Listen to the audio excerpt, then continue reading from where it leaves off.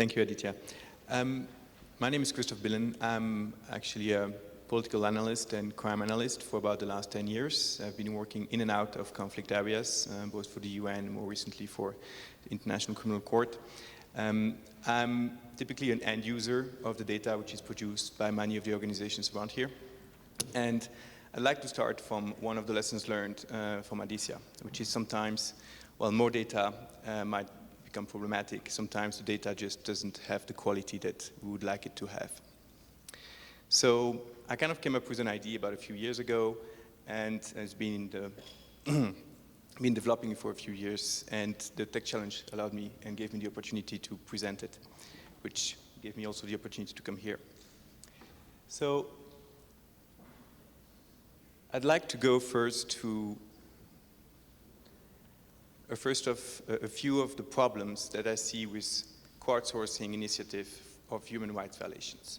I've been researching for the past 2 months a lot of crowdsourcing initiatives around the world, a lot of volunteers who have been putting a lot of time, a lot of efforts in trying to monitor human rights violations using crowdsourcing techniques. But often, me as an analyst and the end user, I find it very difficult to use their data. And I'll explain a few reasons. First, the quality of the information is not always very good. Often there is no standard taxonomy which is being used, so every project comes up with its own categories, which sometimes it's the person who is inputting the information in their system which is tagging it, sometimes it's the person, the source himself, who is tagging it. There's rarely any definitions that comes with any of those categories, which also makes it difficult for the source to understand what those categories might stand for. Oh, sure. Sorry. Another problem is that there is often or rarely any source evaluation, meaning it's very difficult to know what is the reliability of your source, which is providing information to you, and also very difficult to assess the credibility of the information. Now, personally, I don't really believe in verified and non-verified information. I don't believe in gray and black and white, but more in gray. Additional information might provide you with a completely different view on previously received information. So I think that's something important to try to address. Another issue, of course, is that if the data doesn't have the quality you need, it's very difficult also to deduplicate the data. So you might have records of information that are about the same incident, but it might be difficult basically to find those duplicates. It also hampers verification and further the analysis. Now, another of the problems often with the crowdsourcing initiatives of human rights violations is that it's mostly a monologue. So people are reporting violations, it's being stored on the platform, it's being mapped at times, but there is rarely any feedback loops to the source. I think that's also something that we need to think about and see how we can try to address this in the future. Of course, and we've been talking about this today, earlier, there is a major issue of data security and user safety that needs to be addressed as well. And again, many of the initiatives and projects I've researched seem to pay sometimes little attention to those very important issues. At times, they go at lengths trying to inform their user base about what kind of security precautions they should take when communicating such kind of sensitive information.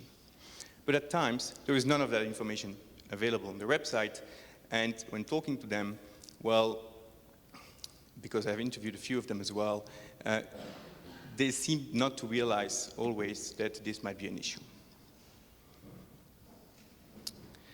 Now, maybe a few solutions on how to address these issues, and this is what people's intelligence will try to achieve in the near future.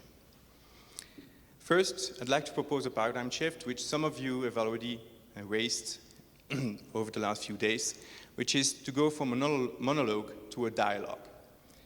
So, enforcing feedback loops. You receive information, let's get back to your source and provide them with information that is practical for them and upon which they can take action, without always having to wait for a third-party organization to come to their assistance.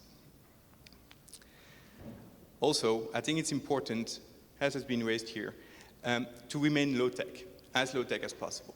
So people's intelligence has originally been designed with SMS as its main technology, but I'm recently looking into USSD because it also has a lot of different advantages, which is you can establish a synchronous session, which is also much cheaper, if not free, and you can basically start asking questions to your user base.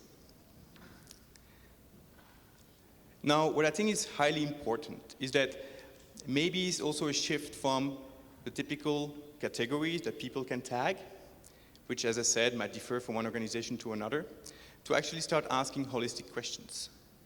Typical, the 5 W's and 1 H question. When and where, what, why, and how. I forgot one. And of course, how do you know? I think that's very important, at least as an analyst that is looking at information coming from users. It's very important to know, what is the immediacy to the facts of that user, of that source? Is that person very close to the fact? Has he directly witnessed the crime or the allegation of crimes that he's reporting about? Or he just heard about it from somebody else? This has a huge impact also on the credibility of the information that we're going to analyze later. So besides asking users, sources, to respond to all those questions, so when did the incident happen, where did the incident happen, who committed that incident, how did they do that, and what did they do exactly? I think it's also important then to start using, some of the technology which exists now and which you people have been working on, which is semantic analysis, among others, which would allow you basically then once you get that information into your system to start clustering that information with thematic and issues so that you can assess, hopefully automatically, the relevance of that information that comes in. You can also combine it with machine learning, which over time would allow basically your system to become better at it, and microtasking. But I'll come to microtasking a little later. Now, what I'd like to do with you is just to run you through basically an example of what such a system might do and why it might be useful. Oh, sure, a last point, which is also important, ethics. Now, monitoring human rights violations, if we take into consideration the issue of data security and user safety, maybe we should also reflect and we should also make the very important decision sometimes not to deploy our systems, because we cannot ensure that our actions will not have negative consequences for the people we're actually trying to help. So that's something I believe we all should reflect upon before actually we make the decisions about acquiring data.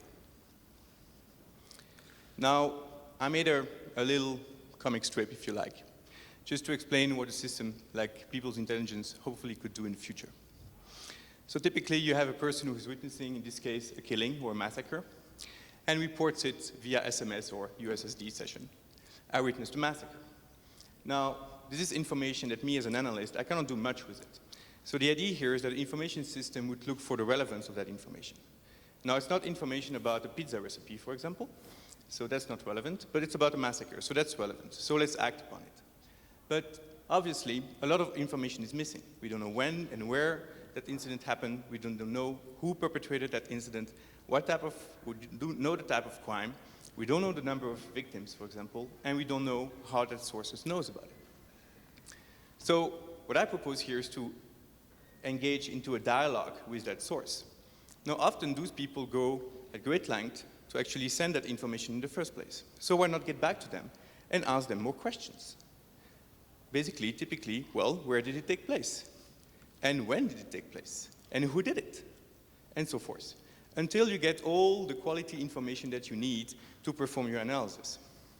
Now, that also allows you, in exchange, to provide such people with practical information they might act upon. So if you know when and where an incident happened, and what type of incident it is, and how many victims there are, well, you might provide these people with information as to where they can seek help or assistance. At the same time, you might also provide some early warnings to NGOs and rescue services in the area that such an incident might have happened. With the consent of the source, you might even put them in touch. Now that's the first part of the idea, how to get relevant information. The first part of the idea is how to verify information, which I think is something that has been bugging a lot of us for quite some time now. So I'll take the same example. You did receive that structured data, which is therefore easy to parse within the database, and you can start looking for corroborated records of information, and you don't find any. So there's no other records of a similar incident that might have happened in that area, so it's very difficult for you to corroborate if that incident happened in the first place, and also to trust that person who reported to you. You don't know that person.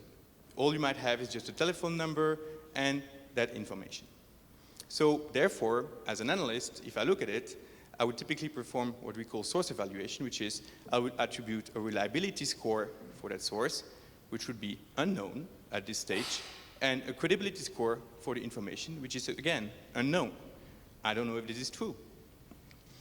What could be done, but again, here I want to pause first. It depends very much on the security situation on the ground and on the consequences of our actions, which might be detrimental to the people we're actually trying to help.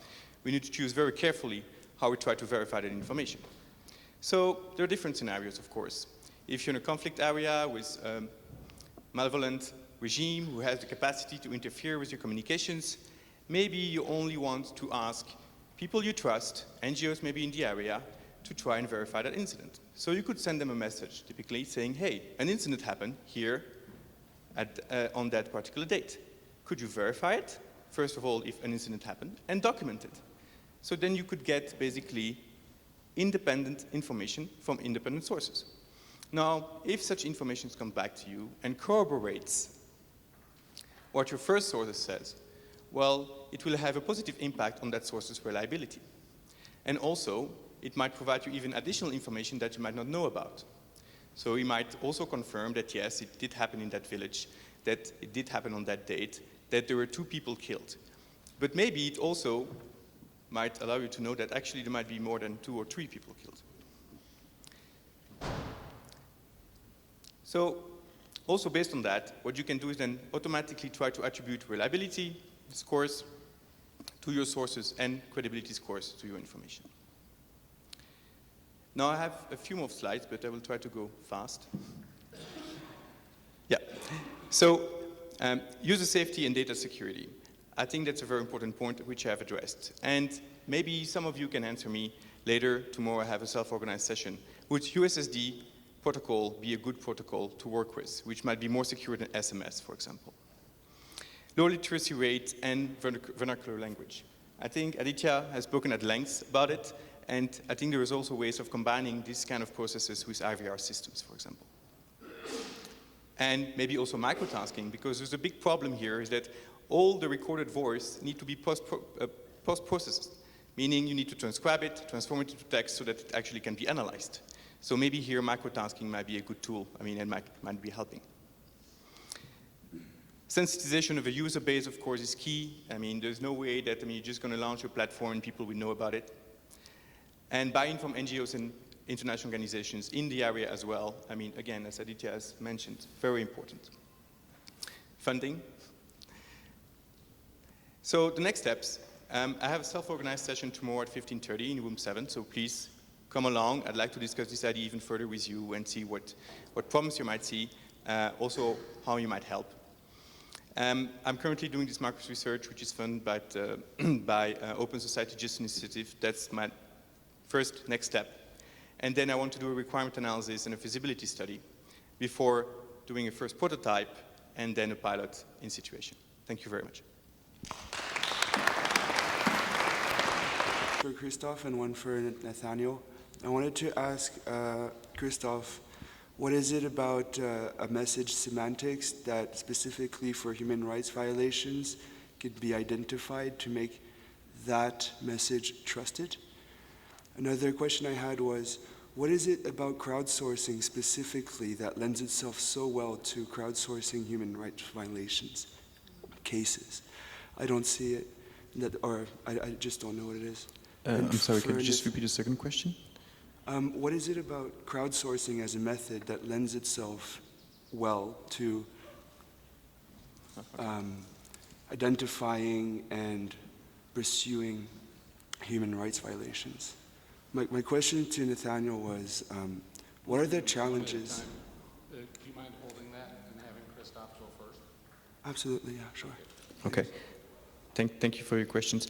I don't think that the semantics themselves can make your message trusted.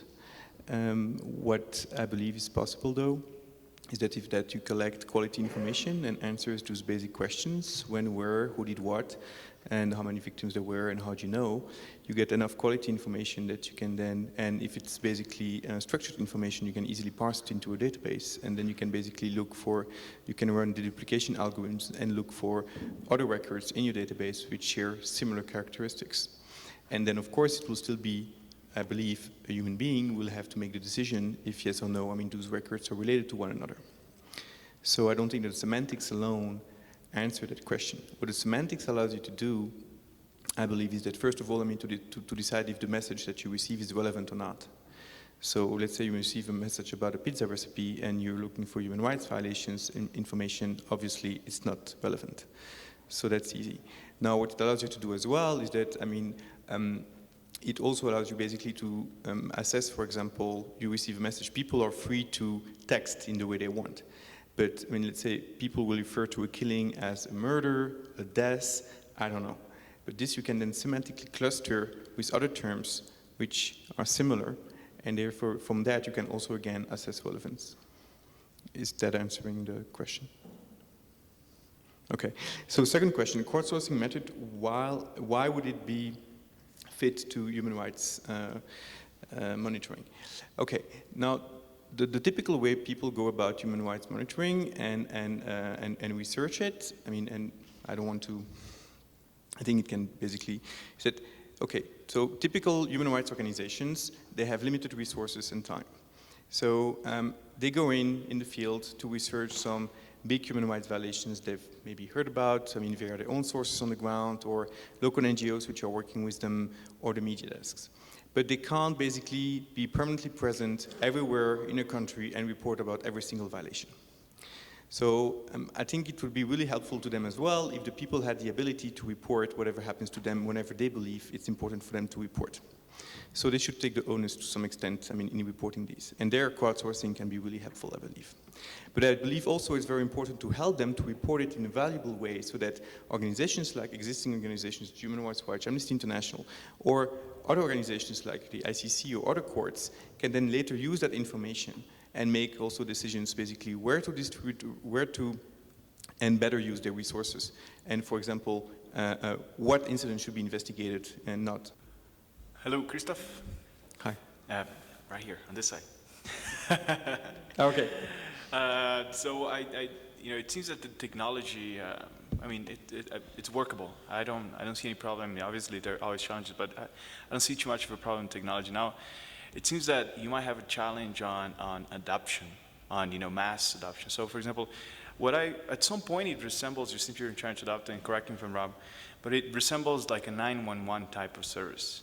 Right, so it's kind of an adoption service, which if it resembles a 911 type of service, it's kind of a very basic service, a reporting service. So my question is, how are you planning around adoption? Like, what's your strategy to make people adopt it and actually use it? And so right, okay, I'm still in the very early phases of the development of this project, so that's the first thing I want to say.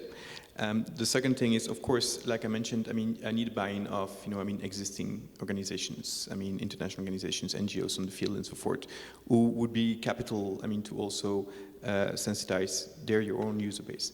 Then besides that, of course, you can run typical sensitization campaigns, over radio, leaflet distributions, talking to community leaders and so forth, and having training sessions.